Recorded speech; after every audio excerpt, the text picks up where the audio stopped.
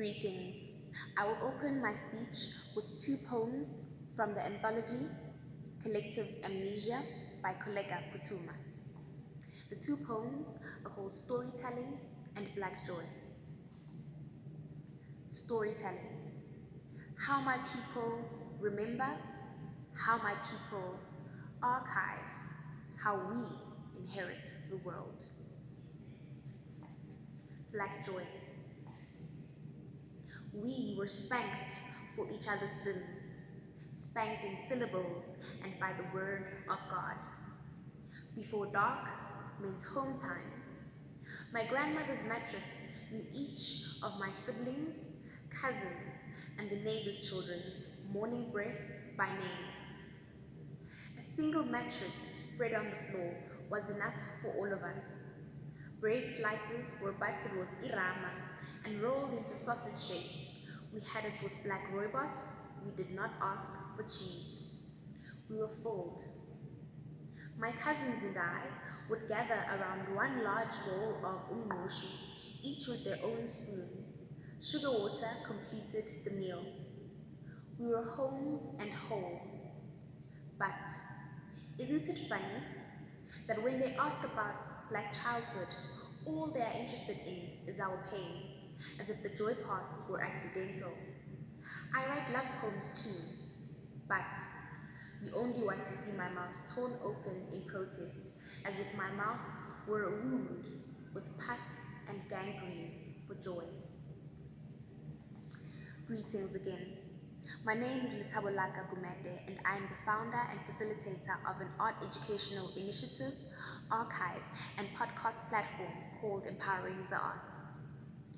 The work we do is geared towards educational reform in the South African system, particularly in the higher education system.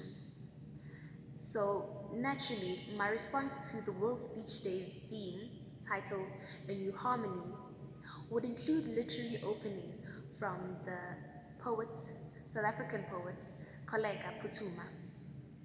The poems are an invitation to think about a new harmony in the context of Black joy that resides in childhood and is an invitation and a plea to not forget it as we enter adulthood. The invitation to think and reflect about where we are in the world right now can be considered a privilege, or as if someone has a little bit too much time on their hands. I consider it an opportunity. When I founded Empowering the Arts in 2018, I set out to do one thing, and that is to expand educational toolkits that exist online, in the classroom, and in museum spaces. Those were the intervention sites that I chose to make a difference when it comes to education reform in South Africa. Stepping into year 4, Empowering the Arts as a brand has made some profound connections, and I'm honored to have been a part of those connections and collaborations. We operate strictly on African indigenous principles. That is to say, magwande, kuvuleke, kubemhlophe, kukhanye, loosely translating into a mantra that calls on the spirit of abundance, light, generosity, and purity. How I integrate these principles as the facilitator of Empowering the Arts. My mission is to expand African educational toolkits, and in so doing, this elicits 3 things. The first is that it enables us to archive our African histories. The second is that it enables us to educate our own communities and those around us about our multiple forms of being and presence in the world.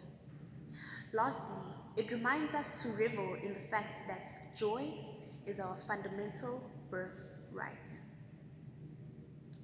Have you ever just stopped to think how powerful a concept African kingdoms must have been for European encounters to feel threatened into colonialism?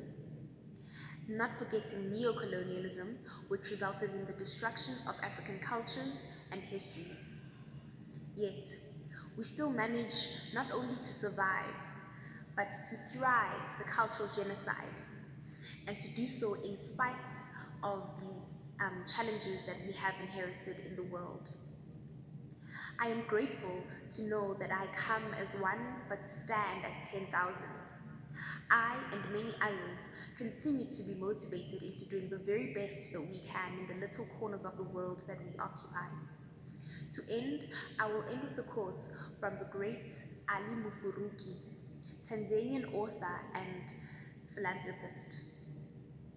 It is very important, without any kind of bias or prejudice, to appreciate the fact that you are an African and that it matters that you are, and to own that particular identity and to let it inspire you.